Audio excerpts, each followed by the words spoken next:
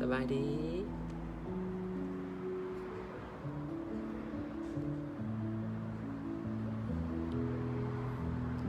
สบายดีทั้ง6คนเนาะเข้ามาเบิง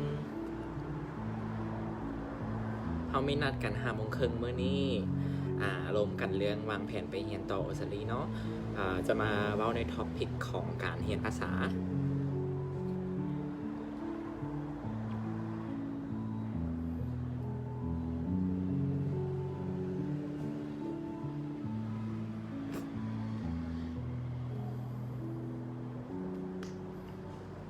สบายดีทุกคนไอจีเด้อ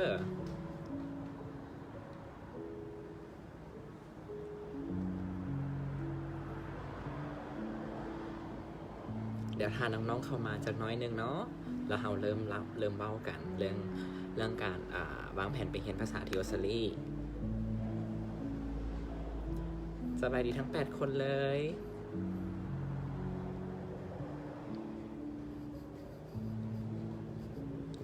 สบายดีนีละมนกลั่นกินเนาะ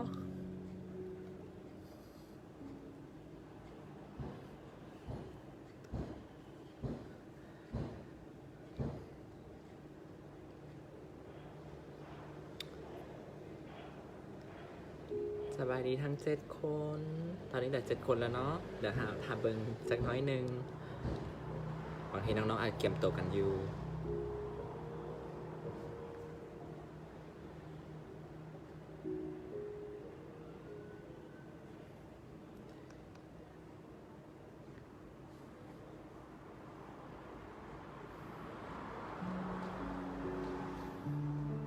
สบายดี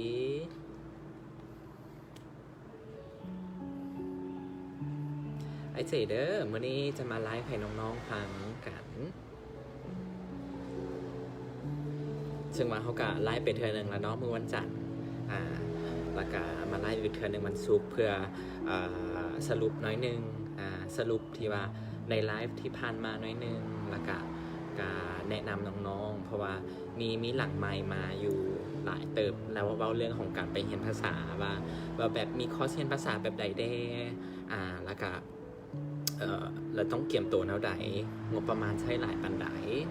เดี๋ยววันนี้ไอเจมาแนะนำให้ฟังเนาะ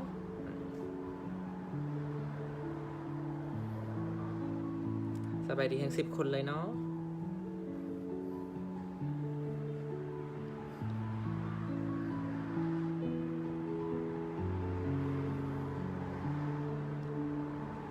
ได้ยินเสียงชัดเจนบอขอบใจสำหรับไลค์สำหรับแชร์สำหรับกดหัวใจให้เนาะ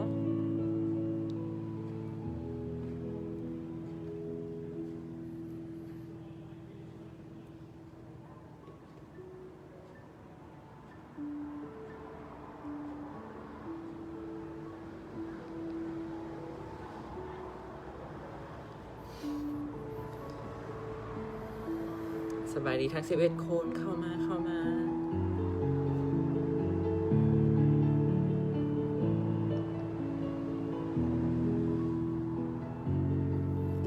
โอเคเนาะเดี๋ยวเขามาเริ่มไลฟ์กันเลยในมื้อนี้เดี๋ยวแนะนำตัวอีกบ้านหนึ่งเนาะเพื่อว่าใครที่ยังบ่เคยพบไอเจเทื่อหรือว่าหากว่าเขามาเป็นไลฟ์ทำอิฐใครที่ว่าเขามาเป็นไลฟ์ทำอิฐก็สบายดีเนาะแล้วก็สบายดีปีใหม่สบายดีปีใหม่แล้วซึ่งไอเจเนาะเป็นตำแหน่งในการให้คำปรึกษาน้องๆอยู่ลาวเพื่อไปเรียนต่อที่ออสเตรเลียซึ่งว่าไลฟ์นี้ก็เป็นตัวไลฟ์ที่2ที่ว่าไอเจเฮ็ดมาเนาะซึ่งว่าหน้าที่ไอเจก็คือให้คำปรึกษาน้องๆสำหรับผู้ใดที่ว่าแบบ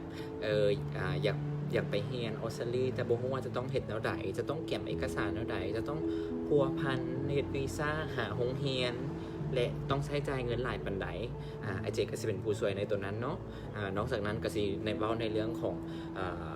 บ่เพียงแต่ว่าเรื่องสมัครเรียนบ่เพียงแต่ว่าเรื่องวีซ่าเนาะถ้าน้องๆอยากให้จองที่พักให้อยากให้จองปี้ยนต์ให้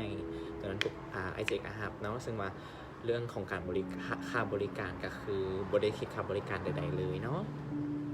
สบายดีทั้ง12 คนไอเจเด้อ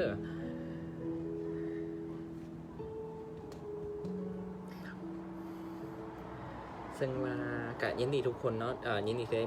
มาฮู้จักกันเนาะแล้วก็ได้มาพบกันในมื้อนี้ซึ่งว่าอาจจะได้เห็นไอเจในวันจันทร์แล้ว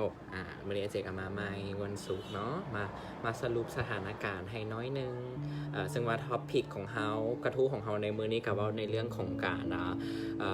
ารเกี่ยมโตแนวใดเพื่อไปเรียนภาษาที่ประเทศออสเตรเลียแล้วก็เว้าเรื่องของการเฮ็ดวีซ่าเนาะ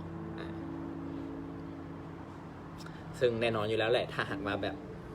ใครที่ว่ายังบ่เคยไปหรือว่ายังแบบบ่เคยรู้เกี่ยวกับออสเตรเลียเลยอย่างเงี้ยสบายดีตุงแล้วสบายดีจังหวะเจก็สิช่วยแนะนำเนาะวิธีการเขียนโตเฮ็ดแนวใดราคางบประมาณมีโรงเรียนภาษามีแบบใดแดเรียนปริญญามีแบบใดแดส่วนมื้อนี้เฮาก็สิอยู่นำกันประมาณจัก20-30 นาทีเนาะซึ่งว่าไอเจกสิบรรยายให้ข้อมูลไปเนาะในระหว่างไลฟ์ถ้าผู้ใดแบบเกิดมีคำถามสงสัยหรือว่าแนวใดสามารถคอมเมนต์ไว้เนาะเดี๋ยวไอเจตอบบัตรจบไลฟ์หรือว่าอาจจะตอบในระหว่างไลฟ์เลยหรือหากว่าพระ AI สามารถอินบ็อกซ์ก็ได้อินบ็อกซ์คำถามหรือว่าส่งมาทาง WhatsApp ก็ได้เนาะหรือว่าโทร59548480ตามdescription ของไลฟ์ตัวนี้เลยโอเคตอนนี้มี17คนละฮ้อนๆนิดนึงเนาะการไปเรียนออสเตรเลียในปัจจุบันนี้นะไอเจก็จะมารีวิวหมายถึงมารีไวซ์มาทวนคืนข้อมูลที่ว่าเขาได้รวมกันไปเมื่อวันจันทร์มาอีกเทื่อนึงเนาะการไปเรียนออสเตรเลียในปัจจุบันนี้นะแมนว่าตอนนี้แมนสถานการณ์แมนเพิ่นยังปิดประเทศอยู่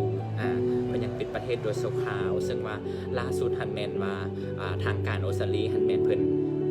จำกัดการเดินทางของคนภายในประเทศเพิ่มเติมอีกประมาณ4 อาทิตย์เนาะซึ่งว่าก็สิให้คนภายในประเทศยังเดินทางบ่ได้เถื่อถ้าเป็นนักศึกษาต่างชาติที่ว่ากำลังจะเดินทางเข้าก็ยังเดินทางเข้าบ่ได้เนาะซึ่งว่าพวกไอ้ก็เป็นกำลังใจให้กับน้องๆทุกคนที่ว่าอยู่ออสเตรเลียในปัจจุบันเนาะอาจจะอดทนน้อยนึงสถานการณ์แบบนี้ก็ผ่านไปซึ่งว่าอยู่บ้านเฮาอยู่ลาวเฮาเองเนาะรัฐมนตรีมันก็ประกาศเพิ่มเติมเป็นอีก14 มื้อเนาะซึ่งว่าใครที่ว่าอยู่บ้านก็มาเบิ่งไอเจได้ในช่วงนี้ใครที่แบบว่ามีแผนลังเลหรือว่าพ่อแม่ผู้ปกครองแบบอยากส่งน้องๆไปเรียนภาษาแต่ว่าบ่ฮู้เลยว่าจะไปลงผู้ใดดีเรามาเจอกันมื้อนี้ในไลฟ์ก็ได้เนาะสบายดีทั้ง21 คนเลยซื้อไอเจเด้อแล้วก็เฮาซึ่งว่าปัจจุบันเนาะเฮามีน้องๆที่ว่าเพิ่นได้วีซ่าแล้วมีแต่ว่ามือที่ว่าได้วีซ่าหันมันถึกมือที่ว่าประเทศออสเตรเลียปิดประเทศพอดีเฮ็ดให้น้องบ่สามารถเดินทางเข้าได้และสิ่งที่น้องเฮ็ดก็คือว่าพออาจจะแนะนำให้น้องเพิ่นเปลี่ยนมื้อเรียนเนาะเปลี่ยนมื้อเรียนเลื่อนมื้อเรียนออกไปซึ่งว่าการเลื่อนมื้อเรียนแม่นบ่มีค่าใช้จ่ายเพิ่มเติมใดๆ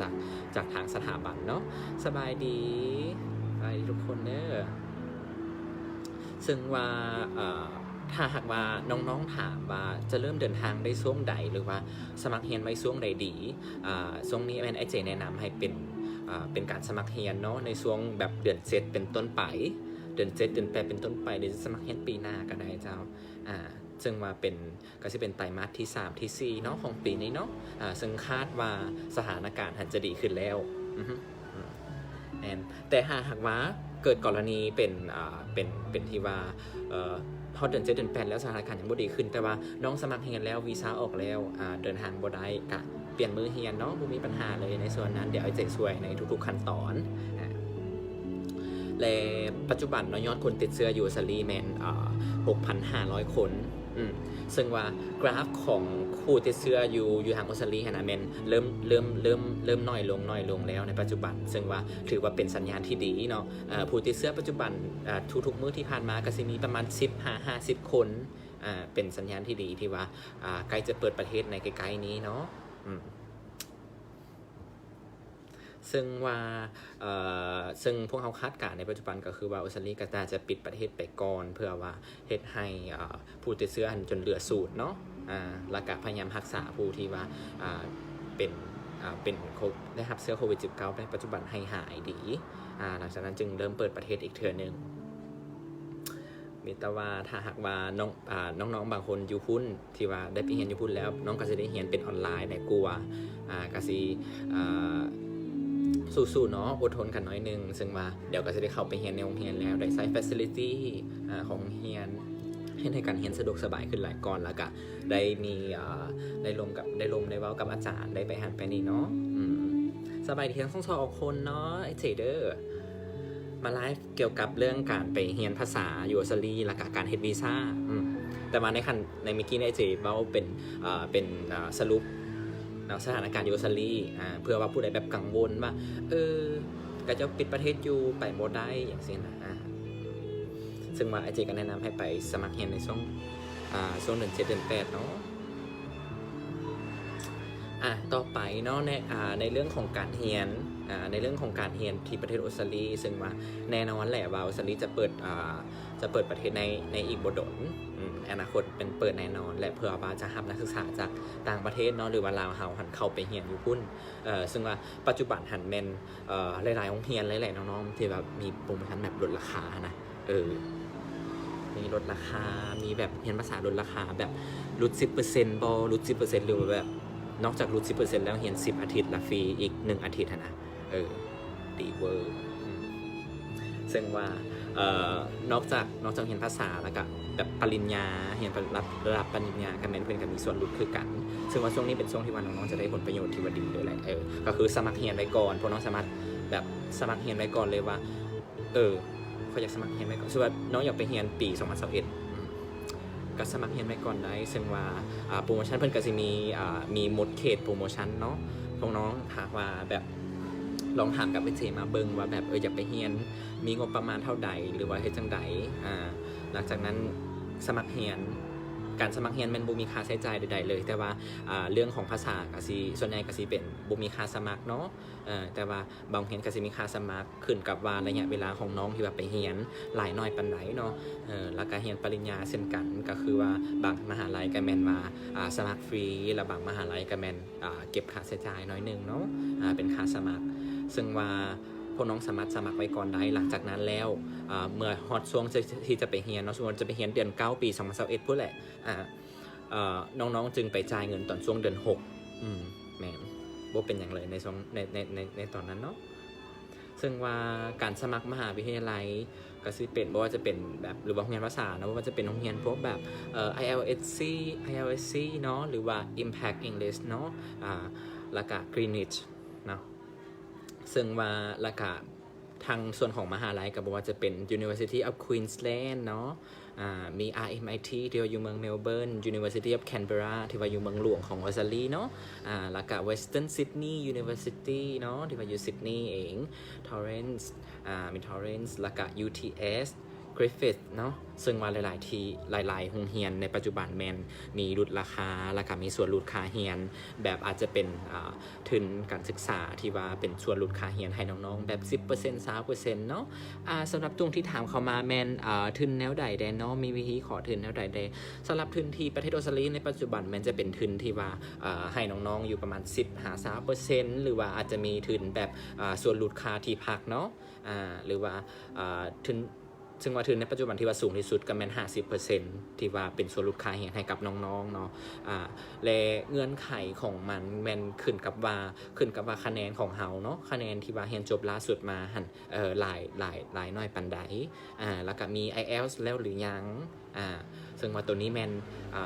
น้องๆต้องได้เก็บเอกสารมาให้ไอ้เจเบิ่งเนาะว่าแบบหลักๆก็เป็นใบคะแนนแล้วก็มี IELTS พร้อมต้องส่งให้เจเบิงแล้วก็รวมกันเรื่องมหาลัยเนาะจะสมัครมหาลัยใดแล้วเจส่งเอกสารให้ทางโรงเรียนเบิ่งก่อนแล้วโรงเรียนเพิ่นจะเวลาเฮาสมัครไปแล้วโรงเรียนจะประเมินให้ว่าเพิ่นจะมีส่วนลดค่าเรียนให้หลายหน่อยปานใดแต่ว่าเรื่องถึง 100% แม่นพวกเฮายังบ่มีในปัจจุบันเนาะซึ่งว่าก็มีหลายคนถามเข้ามาถ้าหากว่าถามหาทุน 100% ในปัจจุบันแม่นให้น้องๆติดตามทางเพจของสถานทูตออสเตรเลียในลาวเลยเนาะเพิ่นก็สิมีทุนทางรัฐบาลให้แต่ว่าทางพวกเฮาแม่นจะเป็นทุนส่วนลดค่าเรียนปกติธรรมดาเนาะ สบายดีทั้งสองคนเนาะมื้อนี้หลายกว่าวันจันทร์เลยเนาะวันจันทร์มีประมาณแบบ14-15 คนขอบใจที่ให้ความสนใจเด้อต่อไปเนาะซึ่งว่าเรามาเริ่มตอบคำถามน้องๆอยู่ในแบบในอินบ็อกซ์ที่ว่าถามกันเข้ามามือตั้งแต่วันจันทร์มาเนาะที่ว่าไอเจไลฟ์ในตอนนั้นน้องๆถามมาแบบอยากไปเรียนภาษาเริ่มต้นแล้วไหนดีซึ่งว่าอยากให้ทำอีทแมนแน่นอนแหละว่าน้องๆลองคิดเบิ่งก่อนว่าเขาอยากไปเรียนภาษานี่ย้อนจุดประสงค์ใดเพื่ออยากพัฒนาตัวเองบ่หรือว่าอยากเรียนภาษาเพื่อไปเกี่ยมภาษาเข้ามหาลัยเข้าต่อมหาลัยหรือว่าอยากเรียนภาษาเพื่อไปเกี่ยมเข้าต่อวีซ่าซีต่างๆเนาะหรือว่าการเกี่ยมภาษาเพื่อว่าไปแบบเกี่ยมภาษาพัฒนาตัวเองเพื่อที่จะกลับมาเฮ็ดเวียก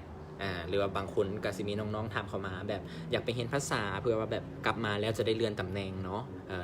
ในเวียกที่เฮ็ดปัจจุบันซึ่งว่าไอเจก็ได้ให้คำแนะนำไปซึ่งว่าแน่นอนแหละหนึ่งมันเลือกจุดประสงค์เบิ่งจุดประสงค์ของตัวเองแล้วเนาะสองก็มันถามตัวเองว่าอยากไปเรียนอยู่เมืองใดของออสเตรเลียเนาะซึ่งว่ามีหลากหลายเมืองเลยในออสเตรเลียซึ่งว่าพวกน้องลองให้คำลองแบบประมาณให้แบบให้เจว่าแบบอยากไปเรียนอยู่เมืองแบบเงียบๆน้อยนึงบ่ซึ่งว่าเมืองเงียบๆคนลาวน้อยๆแต่ว่ามีเวียกเฮ็ดอย่างเช่นนะเมืองที่ราคาของซีบ่แพงหลายปานใดเช่นเมืองเพิร์ธเนาะในปัจจุบันเป็นแม่นยังบ่มีคนลาวหลายปานใดแล้วก็อาจจะเป็นแบบหรือว่าจะเป็นเมืองใหญ่ๆแบบเมืองซิดนีย์หรือว่าเมืองเมลเบิร์นอย่างสิประมาณนี้นะซึ่งว่าแน่นอนเนาะต้องเลือกเมืองนั้นแล้วก็3ดีที่สุดก็แม่นการวางงบประมาณเรื่องค่าเรียนหันหลายหน่อยปานใดถ้าเป็นทุนปริญญาตรีแม่น4 ปีบอกอยากรู้เรียนคร่าวๆประมาณเท่าใดเนาะสำหรับตรงที่ถามเข้ามาเนาะสำหรับการเรียนปริญญาตรีอยู่ออสเตรเลียแม่นจะเป็นการเรียนปริญญาตรี3 ปี3 ปีส่วนใหญ่3 ปีเนาะซึ่งว่าขึ้นแล้วแต่ว่าสาขาวิชาที่ว่าอยากเรียนแต่ว่าหลักๆมันเพิ่นมีอยู่3 ปีแล้วก็ซึ่งว่าถ้าจบจากบ้านเฮาเนาะถ้าสมมุติว่ายกตัวอย่างมาจบม.7 อยู่บ้านเฮาอาจจะต้องได้เกี่ยมเป็นได้เข้าปีเกี่ยมแล้วก็ต้องได้เบิ่งภาษาพร้อมเนาะทางว่าภาษาบ่พร้อมแม่นต้องได้เกี่ยมภาษาก่อนเกี่ยมภาษาแล้วเข้าปีเกี่ยมประมาณ8-12 เดือนเนาะหลังจากนั้นเข้าเรียนปี1หรือว่าเข้าเรียนดิโพลมาของมหาลัยต่ออีก3 ปีซึ่งว่าเฉลี่ยก็สิอยู่ประมาณ4 ปีเฉลี่ยก็สิมีประมาณ4 ปีสำหรับรวมปีเกี่ยมแล้วก็เกี่ยมภาษาแม่นแล้วแต่ว่าระดับภาษาของเขาเลยเนาะบางคนอาจจะได้เกี่ยมเพียงแต่แบบ30 อาทิตย์โบแบบ6 เดือนบางคนอาจจะได้เกี่ยม1 ปีประมาณนี้เนาะตอนทำของตรงไปแล้วเนาะทวนคืนน้อยนึงสำหรับที่เว้ามาทางเทิงเนาะก็สิมีเป็นสำหรับการไปเรียนภาษาเริ่มต้นเท่าใด1แม่นคิดมาก่อนว่าอยากไปเรียนเพื่อจุดประสงค์อันใด2แมนอยากไปอยู่เมืองใดเช่นเมืองเงียบๆหรือว่าอยากไปเมืองค่าของชีพบ่แพงหลายปานใดแล้วก็เป็นเมืองง่ายๆบ่เมืองแบบใดที่ว่าเฮามักเนาะ3แมนบางงบประมาณไว้เท่าใดสำหรับเปิ้ลเนาะถามเข้ามาสามารถเฮ็ดเวียกพาร์ทไทม์ได้บ่ถ้าเฮาเรียนปริญญาตรีสำหรับในส่วนนี้แม่นสำหรับการเรียนปริญญาตรีแม่นน้องๆจะได้เป็นวีซ่านักเรียนเนาะเข้ามาเบิ่ง30 คนเลยสบายดีทุกๆคนสบายดีไอเจเดอร์เป็นผู้ให้คำปรึกษาในเรื่องของการไปเรียนต่อออสเตรเลียมื้อนี้ไอเจมาเว้าเรื่องเกี่ยวกับการไปเกี่ยมภาษาการไปเกี่ยมภาษาอยู่ออสเตรเลียเฮ็ดแนวใดเกี่ยมตัวแนวใดเนาะแล้วก็การขอวีซ่าต้องถามเปิ้นต่อได้วีซ่านักเรียนสามารถเฮ็ดเวียกได้20 ชั่วโมงต่ออาทิตย์เนาะแม่นซึ่งว่าจะเฮ็ดเป็นถูกกฎหมายเนาะคือ20 ชั่วโมงต่ออาทิตย์แล้วช่วงที่ว่าน้องๆปิดเทอมนะน้องๆสามารถเฮ็ดเวียกแบบ full time ได้เลยในระหว่างที่ว่าเรียนเนาะโอเคเดี๋ยวขอไปข้อต่อไปเนาะว่าค่าเรียนภาษานี่เริ่มต้นประมาณส่ำใดอยู่ออสเตรเลียโอเคในเรื่องของค่าเรียนภาษาในปัจจุบันแม่นก็สิมีเป็นตั้งแต่ราคาน้อยๆเนาะสำหรับผู้ที่ว่าแบบมีงบจำกัดน้อยนึงราคาซึ่งว่าไปหาราคาที่ว่าค่อนข้างจะแพงเนาะซึ่งว่าก็สิมีเริ่มต้นอยู่อาทิตย์ละเนาะเป็นอาทิตย์เนาะทางโรงเรียนภาษาอยู่ออสเตรเลียเพิ่นจะไล่เป็นอาทิตย์เนาะเพิ่นจะบ่ไล่เป็นเทอมคือบ้านเฮาเริ่มต้นเป็นอาทิตย์ก็คืออาทิตย์ละ112 USD เนาะ112 USD จนฮอด340 USD ต่ออาทิตย์ซึ่งว่าค่าเรียนหันขึ้นอยู่กับประเภทของคอร์สเนาะแล้วก็วัตถุประสงค์ของการเรียนแล้วก็แพงหลายแพงน้อยมันขึ้นกับแบบจำนวน facility พร้อมที่พักที่ตั้งอย่างสิประมาณนี้บ่มีที่พักเนาะขอโทษหลายๆสบายดีทุกคนสบายดีน้อยสบายดีน้องพิงโอเคเรื่องค่าเรียนเนาะฮู้กันไปแล้ว112ไปจนฮอด340 USD ต่ออาทิตย์ต่อไปแมนคอร์สมีแบบใดแดซึ่งว่าแน่นอนแหละการเรียนภาษาแมนก็สิมีเป็นเน้นเป็น 4 skill เนาะก็คือมีฟังมีอ่านมีเขียนมีเว้าซึ่งว่าจะเป็นคอร์สแบบ general English กับมีเนาะซึ่งว่าเป็นที่นิยมหลายแล้วก็สามารถเรียนได้เป็นเวลาดนซึ่งว่าสามารถลงเรียนภาษาได้เต็มทีก็คือ1 ปีเลยถ้าว่าน้องๆสงสัยเนาะก็คือเริ่มต้นสมัครเรียนก็คือสามารถสมัครเรียนได้ตั้งแต่1 เดือนไปจนฮอด1 ปีเนาะสำหรับการเรียนภาษาราคาเริ่มต้นจะบ่แพงหลายปานใดซึ่งว่าในส่วนของการเรียน general English เนาะแล้วก็สอนให้ซึ่งว่าจุดประสงค์ก็แม่นเน้นให้พัฒนาระดับภาษาของเราให้ดีขึ้นไปเรื่อยๆซึ่งว่าบางโรงเรียนก็มีทางเลือกเป็นออปชั่นพิเศษให้เนาะเพราะว่าแบบเฉพาะแบบเรียนภาษาอังกฤษทั่วไปอาจจะบ่เพียงพอเพิ่นก็สิมีเป็นคลาสเสริมให้น้องๆเนาะแบบเพื่อว่ามีให้เรียนเพิ่มเติมจนว่า IELTS ปัจจุบันเนาะเพิ่นมีให้เรียนเพิ่มอีกตั้ง25วิชานอกจาก General English แล้วพวกน้องสามารถเลือกเรียนเพิ่มเติมได้25วิชาเนาะแล้วก็โรงเรียน Greenwich ในปัจจุบันก็มันมี10วิชาซึ่งว่าวิชาเป็นแบบใดแดมีวิชาใดแดซึ่งว่าขึ้นกับว่าความสนใจของน้องๆเลยซึ่งว่าน้องๆแบบสนใจแบบอยากเรียนแบบภาษาอังกฤษเพื่อการโรงแรมเพื่อการโรงแรมอยากเรียนภาษาอังกฤษเพื่อการสนทนาอยากเรียนภาษาอังกฤษเพื่อการเขียนโดยเฉพาะอยากเรียนภาษาอังกฤษเพื่อการจังไดดีเพื่อประกอบธุรกิจอย่างซี่นะน้องๆสามารถเลือกเรียนวิชาเสริมได้เลยสบายดีทั้ง32คนเนาะแล้วก็ต่อไปโรงเรียนที่ว่าเป็นที่นิยมในปัจจุบันแล้วก็เป็นฮิตฮอตในปัจจุบันมีครูมีอาจารย์ที่ดีมี facility หรือว่าสิ่งอำนวยความสะดวกที่ดีเนาะมีโรงเรียนหลังใหญ่ๆมีตึกอาคารที่งามๆที่ว่าเป็นเลเวล1ในปัจจุบันก็สิเป็นมีมหาลัยมีสถาบัน IELTS เนาะสถาบัน IELTS สถาบัน Greenwich เนาะ Impact มี Brown มี Sharpston เนาะแล้วก็มี International House เนาะซึ่งว่าราคาก็เป็นราคาถึงแม้มันจะเป็นโรงเรียนที่แบบระดับที่ว่าแบบต้นๆแต่ว่าราคาโบแพงเกินไปเลยสบายดีทุกคนสบายดีจินดาวันสบายดีบุ้ยขอบใจที่เข้ามาเบิ่งกันเด้อเมื่อนี้ไอเจมาเล่าเรื่องเกี่ยวกับการไปเกี่ยมภาษาอยู่ประเทศออสเตรเลียเนาะว่าต้องเกี่ยมแล้วใดเกี่ยมตัวแล้วใดแล้วการเฮ็ดวีซ่าต้องเฮ็ดแล้วใดโอเคต่อไปเนาะซึ่งว่าการโรงเรียนซึ่งว่าสำหรับโรงเรียนที่ว่าราคาเบาๆโรงเรียนราคาภาษาราคาเบาๆเนาะก็สิมีเริ่มต้นที่112เหรียญเนาะที่ว่าไอเจได้บอกไปทำอิฐก็คือเป็นมีโรงเรียน Ashley English College เนาะมี Lloyds มี North Sydney เนาะแล้วก็ AIBT สำหรับการเรียนภาษาอังกฤษราคาเบาๆสบายดีทั้ง37คนเนาะซึ่งว่าสำหรับราคาพรีเมียมน้อยนึงราคาเรียนภาษาที่แบบพรีเมียมไปน้อยนึงแบบค่อนข้างแพงเนาะตัวนี้มันส่วนใหญ่จะเป็นจุดประสงค์ของการแบบเข้าเพื่อเกี่ยมมหาลัยเรียนภาษาเพื่อเกี่ยมเข้ามหาลัยราคาก็จริงค่อนข้างแพงน้อยนึงว่าจะเป็นแบบเคปแลนด์บอลซึ่งว่ามีสาขาอยู่แบบทั่วโลกเลยแล้วก็การเรียนราคาเรียนภาษาในมหาลัยเลยก็คือ RMIT เนาะที่ว่าอยู่เมลเบิร์นฮันแล้วก็มี University of Queensland ที่ว่าน้องๆสามารถเกี่ยมภาษาแล้วก็เข้าเรียนต่อสายกับทางมหาลัยเลยสวัสดี42คนโอ้มื้อนี้หลายเป็นพิเศษไอเจเด้อถ้าไผยังมาบ่ทันหรือว่าท็อปิกที่ไอเจลมในมื้อนี้ก็แม่นเว้าเรื่องของการไปเรียนภาษาที่ออสเตรเลียเนาะใช้งบประมาณหลายหน่อยปานใดแล้วก็การเกี่ยมวีซ่าต้องเฮ็ดแนวใดเนาะมาฟังกับไอเจกันในมื้อนี้ว่างๆเนาะวันศุกร์โอเคเว้าเรื่องมีไอเจก็ได้ว่าได้เว้าไปแล้วเนาะในเรื่องของบ่ว่าจะเป็นค่าเรียนภาษาเบาๆค่าเรียนภาษาเบาๆที่เริ่มต้นแบบ112เหรียญต่ออาทิตย์เนาะแล้วก็มีค่าเรียนภาษาที่แบบพรีเมียมน้อยนึงแล้วก็นอกจากนั้นการเรียนภาษาก็สิมีบ่ว่าจะเป็นนอกจาก General English เนาะก็สิมีเป็นคอร์สของ IELTS Preparation เนาะที่ว่าน้องๆแบบอยากเกี่ยม IELTS เพื่อไปเซ็น IELTS แล้วก็เข้าเรียนต่อมหาลัยที่ว่าตัวเองอยากเรียนเนาะหรือว่า เอิ้นว่าเป็น EAP เนาะ English for Academic Purpose เนาะซึ่งว่าการคอร์สเรียนพวกนี้นะพวก IELTS หรือว่าEAP English for Academic Purpose ก็แม่นว่าแน่นอนแหละมีอยู่ทางใน Greenwich เนาะแล้วก็ IELTS ที่ว่า IJ ได้เว้าไปเนาะโรงเรียนแบบสอนภาษาระดับเลเวล1ของออสเตรเลียซึ่งว่าถ้าหากว่าการเรียนภาษาก็แม่นขอบใจหลายๆเสือขอบใจหลายๆงบประมาณการน้อยถามเข้ามาเนาะงบประมาณเรียนยูสลีปีหนึ่งประมาณเท่าใดซึ่งว่าการเรียนยูสลีปีหนึ่งตัวนี้ต้องเดี๋ยวลบก่อนน้อยจำเนกความหมายน้อยนึงว่าอยากเรียนอย่างอยากไปเรียนอย่างเรียนภาษาบอกหรือว่าเรียนปริญญาเนาะเดี๋ยวให้เอาไปก่อนเผื่อว่าน้อยได้ตอบโอเคต่อไปแมนส่วนใหญ่ไปเรียนอยู่เมืองใด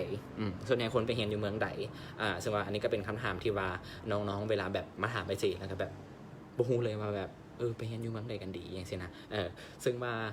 เมืองยอดฮิตในปัจจุบันก็แม่นซิดนีย์แล้วก็เมลเบิร์นเลยเนาะแต่ว่าซิดนีย์กับเมลเบิร์นก็จะเป็นเมืองที่ว่าค่อนข้างมีคนหลายหน่อยนึงมีหลากหลายเชื้อชาติเหมาะสำหรับน้องๆที่ว่าแบบอยากไปแล้วก็พัฒนาตัวเองเนาะแบบได้เว้ากับคนหลายอย่างซี่นะซึ่งว่าแต่ว่าตอนนี้ก็เริ่มมีถามมาแบบเป็นเมืองเพิร์ธบ่หรือว่าอดิเลดบ่ซึ่งว่าค่าเรียนและค่าของชีพก็บ่ได้แพงเอาแท้ว่าเนาะโอเคเรื่องเรามาเว้ากันเรื่องของงบประมาณงบประมาณเนาะค่าเรียนแมนเริ่มต้นที่ว่าแบบประหยัดสุดๆแมน6 เดือนอยู่ประมาณ 2,700 เหรียญเนาะ 2,700 ดอลลาร์เนาะ USD เนาะโอเคสำหรับน้อยถามเข้ามาน้อยสำหรับการเรียนภาษาปีหนึ่งเริ่มต้นราคาที่ว่าประหยัดที่สุดในตอนนี้ก็สิอยู่ประมาณ5,400 เนาะ 5,400 เหรียญ 5,400 เหรียญตัวนี้จะเป็นเฉพาะของค่าเรียนเนาะแล้วก็สำหรับสาขาการโรงแรมสาขาการโรงแรมในปัจจุบันแม่นค่าเรียนจะตกอยู่ที่ประมาณเดี๋ยวจะขอไล่ก่อนแป๊บนึงเด้อสำหรับการเรียนการโรงแรมในปัจจุบันแม่นตกอยู่ประมาณ 19,000 เนาะหรือว่าเฉลี่ยก็คือ 20,000 ดอลลาร์ต่อปีสำหรับเรื่องการเรียนภาษาสำหรับการเรียนปริญญาตรีสาขาโรงแรมเนาะซึ่งว่าไอจีมีโรงเรียนนึงก็คือเป็น ICMS เนาะที่ว่าน้องๆจะบ่ได้เรียนแต่ทฤษฎีก็คือแต่ว่าน้องๆสามารถไปเรียนแล้วก็ลงฝึกงานเก็บชั่วโมงแล้วก็ได้เงินเต็มจำนวนอีกแมนสามารถข้อมูลเพิ่มเติมสามารถสอบถามไอจีหลังไมค์น้อยเนาะเดี๋ยวจะให้คำแนะนำโอเคเฮาเว้ากันเฮาแล้วกันที่งบประมาณเนาะเมื่อกี้เนาะซึ่งว่าค่าเรียนเริ่มต้นอยู่ที่ประมาณ 2,700 ดอลลาร์สำหรับเรียน6 ปีถ้าหากว่าน้องๆอยากเรียนหลายอยากเรียนน้อยปานใดก็คือสามารถสอบถามไอจีได้หลังไมค์เนาะและค่าเฮ็ดวีซ่าค่าเฮ็ดวีซ่านี่หลายน้อยปันใดคือค่าปิ้งยนต์ค่าประกันอื่นๆตกอยู่เฉลี่ยอยู่ประมาณ 1,300 ดอลลาร์เนาะหรือว่า 1,290 ถ้าเป็นปีเป็นเลขแบบกลมๆก็จะเป็น 1,300 ดอลลาร์ซึ่งว่ารวมๆการไปเรียนภาษา6 เดือนบวกค่าเฮ็ดวีซ่าค่าปิ้งยนต์ค่าประกันภัยต่างๆก็สิตกอยู่ประมาณ 4,000 ดอลลาร์เนาะประมาณนั้นซึ่งมานอกจากนั้นแม่นเรื่องค่ากินค่าอยู่ของน้องๆต่างๆแม่นเฉลี่ยก็สิตกอยู่ประมาณเดือนละ 1,200 เหรียญเนาะ1,200 เหรียญซึ่งว่าเนี่ยเรื่องของการขอวีซ่าแน่นอนต้องมีการแนบต้องมีการติดขัดเอกสาร bank statement เนาะที่ว่าถ้าเป็นของน้องๆเองก็ได้หรือว่าเป็นของพ่อแม่เนาะเพื่อว่าใช้ไปขอยืนวีซ่าซึ่งว่าการไปเรียนที่ออสเตรเลียหลายๆคนก็จะสงสัยแหละว่าแบบเป็นอย่างจึงไปเรียนที่ออสเตรเลียมันดีแนวใดการไปเรียนที่ออสเตรเลียมันมีข้อดีก็คือว่า1มันน้องๆสามารถเฮ็ดเวียกพิเศษได้ก็คือพาร์ทไทม์เนาะก็คือถ้าสมมุติว่าเริ่มเรียนแบบถ้าสมมุติว่าน้องๆลงเรียน6 เดือนใช่มั้ยเป็นคอร์สเมื่อกี้เนาะเรียน6 เดือนเนาะน้องๆสามารถน้องๆก็สามารถเฮ็ดเวียกได้คือกันก็คือ20 ชั่วโมงต่ออาทิตย์เนาะซึ่งว่ารายได้ขั้นต่ำเดือนนึงนะน้องๆก็สิได้อยู่ประมาณจังได๋ดีน้องๆสิได้อยู่ประมาณ1,000 เหรียญแม่นสำหรับน้อยถามเข้ามาเรียนต้องมีพื้นฐานภาษาคะแนนเฉลี่ยเท่าใดสำหรับการเรียนปริญญาตรีเนาะแม่นว่าอยู่ที่ 6.5 หับ IELTS 6.5 เนาะแต่ว่าบ้านเฮาถ้าสมมุติว่าน้องๆได้ 5.5 ก็ได้บ่เป็นหยังหรือว่าถ้าสมมุติว่า 5.5 ก็คือเข้าเรียนปีเกียมเนาะซึ่งวันแน่นอนอยู่แล้วแหละน้องๆอยู่ลาวมันจะต้องได้เข้าเรียนปีเกียมก่อนประมาณ8-12 เดือนแต่ถ้าหากว่าน้องๆ IELTS บ่ฮอด 6.5 เดบ่ฮอด 5.5 เดถ้าฮอด 4.5 ก็แม่นสามารถเกียมภาษากับทางมหาลัยได้เลยเพราะส่วนใหญ่มหาลัยก็สิมีเพิ่นมีบอลเกียมภาษาให้ถ้าหากว่าน้องๆได้คะแนน 4.5 ขึ้นไปเนาะโอเคเขาได้ผู้ข้อดีเนาะก็คือได้ไปสามารถไปเฮ็ดเวียกได้ถ้าหากว่าไปถ้าหากว่าน้องๆฟังในมื้อนี้แล้วแบบอยากไปเรียนไว้เฮ็ดอะไรดีเจส่งหายเจหรือว่าส่งผ่าน WhatsApp เนาะหรือว่าข้อความก็ได้เดี๋ยวไอเจให้คำแนะนำว่าอยากไปเรียนแต่ว่าแน่นอนแหละคือไอเจได้เว้าไปทำอีกก็คือว่า1แม่นจุดประสงค์ของเขาอยากไปเรียนหยังอยากไปเรียนภาษาบ่อยากไปเรียนปริญญาหรือว่าจะไปเรียนวิชาชีพถึงไอเจมีให้หมดทุกคอร์สเนาะหรือว่าพ่อแม่ผู้ใดที่ว่าแบบอยากลองถามข้อมูลว่าค่าใช้จ่ายแบบหลายหน่อยปันใดก็สามารถสอบถามไอเจได้แต่แน่นอนเนาะก็คือแล้วก็ให้เมืองเพราะว่าอยากไปเรียนอยู่เมืองใดมีพี่น้องอยู่หั่นบ่อย่างประมาณนี้เนาะอยากไปอยู่เมืองใหญ่เมืองเงียบๆอย่างสิถ้าคะแนนต่ำกว่าหั่นเดน้องพิงค์ถามเขามาเนาะน้องพิงค์ก็หาเขาลมกันในอินบ็อกซ์กันมาเนาะหากว่าคะแนนต่ำกว่าหั่นแมนน้องสามารถเกียบภาษากับมหาลัยได้เลยซึ่งว่าน้องจะส่วนใหญ่มหาลัยเพิ่นก็สิมีแบบมีบอลเสียงภาษาให้ก่อน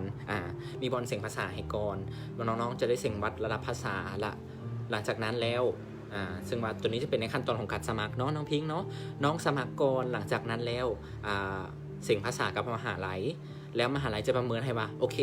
น้องต้องได้เขียนภาษาอีก10 อาทิตย์20 อาทิตย์30 อาทิตย์หรือว่าปีนึงก็ว่ากันไปเนาะหลังจากเขียนภาษาแล้วเรียบร้อยก็คือเข้าต่อสายได้เลยโดยขอบใจหลายๆน้อยขอบใจหลายๆพบเป็นอย่างยินดีเด้อโอเคในส่วนของการน้องๆอาจจะสงสัยในส่วนของแบบการจ่ายเงินการเฮ็ดวีซ่านี่ขั้นตอนมันยาวโดนหลายหน่อยปันใดเนาะซึ่งว่าไอเจจะอธิบายให้แบบประมาณนี้เนาะก็คือ1แม่นพวกน้องสมัครเรียนก่อนพวกน้องมาหาเจส่งข้อความหาเจถามกันมาแบบโอเคเจน้องอยากไปเรียนอยู่เมืองนี้อยากไปเรียนอยู่แบบเมืองที่แบบเงียบๆหน่อยนึงไอเจก็สิแนะนำเป็นเมืองเพิร์ทหรือว่าอดิเลดบ่ค่าของซีบ่แพงปานไหนเนาะแนะนำให้แล้วไอเจก็สิเสนอค่าเรียนไปให้ตามที่น้องๆอยากเรียนเนาะว่าแบบน้องอยากเรียนแบบ6 เดือนน้องอยากเรียน6 เดือนอยู่เมืองนี้ไอเจก็สิส่งราคาให้น้องๆเบิ่งแล้วโอเคน้องๆเบิ่งแล้วโอเคก็คือสามารถสมัครเรียนได้เลยเอกสารที่สมัครเรียนเนาะก็คือมี1พาสปอร์ต2มีใบคะแนนที่ว่าเรียนจบล่าสุดเนาะ3แม่นCV ถ้าสมมุติว่าเฮ็ดเวียกแล้วเป็น CV ประวัติย่อเนาะถ้าว่าเฮ็ดเวียกแล้วหรือว่ามีประวัติการเฮ็ดเวียกต่างๆเนาะแล้วก็4แม่นเบอร์โทรติดต่อฉุกเฉิน5แม่นไอเจอยากได้สำนวนโอครัวนำเนาะถ้าเป็นไปได้ซึ่งว่าไอเจได้ใส่ที่อยู่ของเฮาให้ถูกต้องเวลากรอกใบสมัครเนาะซึ่งว่าเรื่องการเขียนใบสมัครอย่างต่างๆแม่นไอเจเขียนให้เบิดแหละไม่แต่ว่าน้องๆเอาเอกสารให้เจหลังจากที่ว่าสมัครเรียนแล้วเรียบร้อยสมัครเรียนแล้วเรียบร้อยก็คือถ้าโรงเรียนตอบกลับโรงเรียนตอบกลับก็จะใช้เวลาอยู่ประมาณอาทิตย์นึง2 อาทิตย์แล้วแต่ว่าความหลายหน่อยของเอกสารเนาะบางทีแบบ2-3 มื้อเพิ่นก็ตอบแล้วหลังจากโรงเรียนตอบมาแล้วเพิ่นจะส่งใบบินมาให้น้องๆกลับไปจ่ายเงินกับทางธนาคารหรือว่าจ่ายผ่านบัตรเครดิตเนาะทางโรงเรียนเพิ่นก็สิมีออปชั่นให้ว่าโอเคน้องจะจ่ายเงินผ่านทางใดซึ่งว่าขั้นแรกก็สิมีเป็นจ่ายค่าเรียนก่อนหลังจากนั้นจ่ายค่าเรียนแล้วเรียบร้อยพวกน้องจะได้สิ่งที่เอิ้นว่า COE เนาะ COE ก็คือ Confirmation of Enrollment รู้สึกว่าพวกน้องสามารถใช้เอกสารตัวนั้นไปเพื่อแลนวีซ่าการแลนวีซ่ากับแมนไอเจก็จะเป็นผู้แลนให้บ่มีค่าใช้จ่ายใดๆเนาะในการแลนวีซ่าก็คือไอเจก็จะส่งลิสต์เอกสารให้ว่าโอเคน้องต้องได้เขียนไว้ในไอเจเด้อเขียนตัวนี้เด้อเขียนตัวนี้เด้อและในพวกของวีซ่าสิ่งที่น้องต้องได้จ่ายก็คือแมนค่าวีซ่าเนาะที่จ่ายให้กับสถานทูต2มีค่าแปะเอกสารซึ่งว่าหลายหน่อยปานใดก็ขึ้นกับว่าจำนวนเอกสารของน้องๆเองเนาะราคาถ้าหากว่ามีค่าแปะเอกสารแล้วก็ซื้อประกันเนาะซื้อประกันภัยการเดินทางหลังจากที่ว่ายื่นวีซ่าเรียบร้อยพวกน้องก็ไปกวดสุขภาพหลังจากกวดสุขภาพแล้วก็ถ้าฟังผลวีซ่าเนาะถ้าหากว่าผลออกมาพวกน้องได้วีซ่าแล้วก็คือเตรียมเดินทางไปที่ออสเตรเลียเลยไอเจก็สิเบิ่งเรื่องของการจองที่พักให้เรื่องของการจองปียนต์ให้เนาะถ้าหากว่าพวกน้องอยากได้ความอำนวยความสะดวกในด้านนี้ไอเจก็เฮ็ดให้โดยบ่มีค่าใช้จ่ายใดๆเลยเนาะประมาณนั้นซึ่งว่าระยะเวลาของมันนะประมาณแบบ 3 เดือนน้องๆประมาณ3 เดือนโอเคเป็นอย่างเฮียนนักซ้ำใดกับโบได้ ตั้งใจเฮียนเนาะเสือเนาะโอเคสำหรับน้องพิงเกี่ยมภาษากับทางโรงเรียนประมาณเท่าใดไอ้เจ๋ซึ่งว่าราคาเริ่มต้นการเกี่ยมภาษากับทางมหาลัยเนาะก็สิอยู่ในช่วงประมาณแบบอยู่ในช่วงประมาณ200 เหรียญประมาณนี้เนาะ200 เหรียญต่ออาทิตย์แมนประมาณนั้นแต่ว่าน้องๆอยากลองน้องพิงสามารถลองสมัครเบิ่งก็ได้สมัครเบิ่งแล้วก็เสียงภาษาเบิ่งก่อนเพิ่นบ่ได้เก็บค่าสมัครดอกแมนโอเคแล้วก็น้อยถามเขามาตื่มน้องมีหอให้อยู่บ่แต่ละบอนเฮียนแมนส่วนใหญ่มหาลัยบางส่วนใหญ่มหาลัยเพิ่นก็สิมีหอให้อยู่เนาะซึ่งว่าค่าใช้จ่ายก็แม่นว่า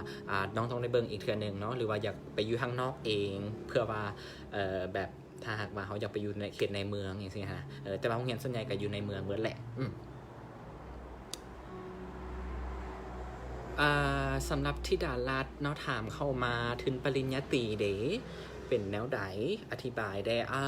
สำหรับ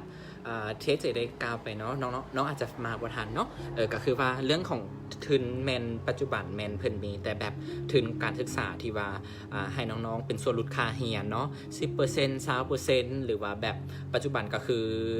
มี 50% เลยแหละเนาะเอาปริญญาโทบ่สำหรับปริญญาโทก็มีอยู่เนาะเป็นทุนส่วนลดค่าเรียนแบบ 10% 20% ซึ่งว่าถ้าหากว่าอยากรู้ว่าจะได้ทุนบ่พวกน้องต้องได้ลองสมัครเบิ่งก่อนเนาะสามารถส่งพาสปอร์ตใบคะแนน CV เนาะแล้วก็เบอร์โทรติดต่อสุดเสริญให้เจเดี๋ยวให้เจไปเขียนใบสมัครกับทางโรงเรียนให้แล้วก็สามารถเบิ่งเนาะว่าจะได้ทุนเท่าใดโรงเรียนเพิ่นจะส่งมาให้น้องเบิ่งเลยว่าน้องจะได้ทุนเท่าใดประมาณนี้เนาะซึ่งว่าถ้าหากว่าน้องหาทุน100% ในปัจจุบันแมนยังบ่ทันมีเด้อแมนส่วนใหญ่จะเป็นทุนแบบส่วนลดค่าเรียนหรือว่าส่วนลดที่พักประมาณนี้เจ้าซึ่งว่าขึ้นกับมหาลัยเพิ่นจะเบิ่งเรื่องคะแนนของน้องเนาะคะแนนได้หลายหน่อยปานใดคะแนนได้หลายหน่อยปานใดคะแนนที่เรียนจบล่าสุดเนาะแล้วก็มี IELTS บ่ตัวนี้แม่นตัวหลักๆที่ว่าเพิ่นเบิ่งเนาะค่าหอแพงบ่ค่าหอก็สิอยู่ช่วงประมาณ200 เหรียญประมาณนี้เนาะน้องซึ่งว่าก็ขึ้นกับว่าสภาพแบบหมายถึงว่าแบบแบบห้องแบบใดห้องเตียงคู่เตียงเดียวแบบอยู่กับหมู่บ่หลายคนบ่หรือว่าอยากอยู่เป็นห้อง private ส่วนตัวประมาณนี้เนาะโอเคใครมีคำถามยังบ่มื้อนี้อยู่เกินเลยเจ๊ว่าสิมาอยู่ประมาณแบบ20 นาที30 นาทีแต่แบบหลายกว่าแต่ว่ามื้อนี้ก็มีคนมาเบิ่งหลายเนาะขอบใจหลายที่ให้ความสนใจถ้าว่าใครสนใจอยากไปเรียนสามารถสอบถามไปเจอทาง Facebook เนาะเพจเฮียนต่อออสซาลี่เป็นรูปหมีแล้วก็มี WhatsApp เนาะ59548480สำหรับข้อมูลต่างๆไอเจเขียนไว้ใน description เลยสำหรับที่ดาราปริญญาโทคะแนนเท่าใดจึงผ่านน้องสามารถส่งคะแนนให้เจเบิงเนาะส่งใบคะแนนที่มาเรียนจบปริญญาตรีให้เจเบิงแล้วไอเจสิลองสมัครกับทางมหาลัยแล้วเพิ่นจะบอกว่าโอเคน้องสามารถเข้าเรียนมหาลัยนี้ได้บ่แล้วก็แบบน้องสามารถได้ทุนประมาณหลายหน่อยซำใดซึ่งว่าการเรียนปริญญาโทก็สิตกค่าเรียนอยู่ประมาณปีละ$20,000เนาะการเรียนปริญญาโทแม่นมีแบบ1 ปีแล้วก็2 ปีซึ่งว่าการเรียน1 ปีแม่นบ่สามารถอยู่ต่อได้แต่ถ้าหากว่าเป็นการเรียน2 ปีแม่นสามารถอยู่ต่อเพื่อเฮ็ดเวียกได้เนาะสามารถขอวีซ่าเพื่ออยู่ต่อเฮ็ดเวียกได้แมนถ้าว่าใครผู้ใดสนใจสอบถามข้อมูลเพิ่มเติมเนาะก็คือทาง Facebook เลยแล้วก็ WhatsAppการสมัครเรียนบ่ยากไอเจย้ำอีกเทื่อนึงเนาะบ่ยากเลย1พาสปอร์ต2ใบคะแนนที่เรียนจบล่าสุดเนาะ3มีเรซูเม่บ่หรือว่า CV เนาะชีวประวัติกันแบบการเฮ็ดเวียกหรือว่าการศึกษาต่างๆเนาะ4แมนเบอร์โทรติดต่อฉุกเฉินแล้วก็5แมนสัมมโนครัวเนาะซึ่งว่าตัวนี้ไอเจจะเอาไปเขียนใบสมัครให้แล้วก็ถ้าหากว่าน้องๆอยากลองรวมกับทางเจ้าหน้าที่มหาลัยไอเจก็สามารถช่วยน้องๆเป็นขวดต่อให้น้องๆไปรวมกับเจ้าหน้าที่มหาลัยได้สมมติว่าแบบ น้องสมมติว่าสมมติยกตัวอย่างว่าน้องน้อยอยากไปเรียนอยู่อยากไปเรียนปริญญาอยากไปเรียนปริญญาตรีเรื่องของการเรื่องของการเรียนการโรงแรมเนาะก็คือน้องๆสามารถนัดกับไอเจได้เลยว่าโอเคน้องมีใบคะแนนเท่านี้น้องมี IELTS เท่านี้น้องอยากลองลงกับมหาลัยว่าเพิ่นจะหับโบเพิ่นมีเงื่อนไขแนวใดที่ว่าจะหับน้องแบบน้องพอจะมีทุนอย่างแบบโรงเรียนพอจะมีทุนอย่างให้น้องน้องอาจจะแบบได้รับทุนหรือว่าได้รับโอกาสที่จะได้ทุนหลายหน่อยปันไดเนาะไอเจก็เป็นผู้ช่วยได้ หรือว่าที่ดารัดอยากลองลมกับทางอยากลองลงกับทางมหาลัยลองอินบ็อกซ์หาไอเจเนาะหรือว่าฉันเดี๋ยวจบไลฟ์ไอเจตอบไปเนาะซึ่งมาไอเจก็อยากช่วยน้องๆเพื่อว่าไปเฮียนแล้วก็มีเวียกงานที่ดีโอเคไลฟ์มาโดนเติมเนาะเมื่อนี้เดี๋ยวไอเจขอปิดไลฟ์อยู่ประมาณซัมนี้เนาะถ้าหากว่าบุมีคำถามเพิ่มเติมแล้วน้องๆผู้ใดที่ว่าถามเข้ามาแล้วยังบ่ทันได้คำตอบเดี๋ยวไอเจไล่ตอบให้เนาะก็ขออภัยได้หลายถ้าหากว่าโบทัวร์โบถึงในมื้อนี้สำหรับมื้อนี้นะครับความสนใจหลายขอบใจหลายเนาะถ้าหากว่าใครที่ว่าสนใจอยากไปเรียนออสเตรเลีย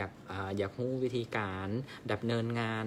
เรื่องของการเอกสารค่ะเรียนหลายหน่อยปันใดติดต่อหาไอเจได้ตลอดเวลาเนาะโอเคขอให้ทุกคนมีท้ายอาทิตย์ที่ว่าแบบมวลซืนเนาะ Have a nice weekend กันเนาะโอเคขอบใจหลายๆที่ว่ามาเบิ่งกันในมื้อนี้บาย